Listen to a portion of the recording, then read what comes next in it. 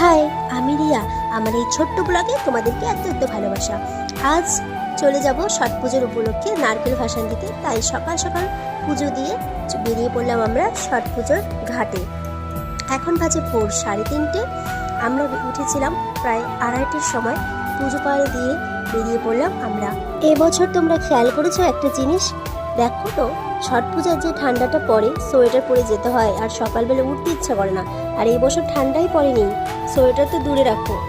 ছট পূজায় যখন উঠতাম ভোরে, আর কি ঠান্ডাটাই লাগতো, স্নান করতেও ইচ্ছা করতো না। আর এই বছর জলটাও গরম, স্নান করেও আরাম পেলাম। তো যাই হোক, অনেক কথা হলো, চলো তাহলে ঘাটে নামা যাক।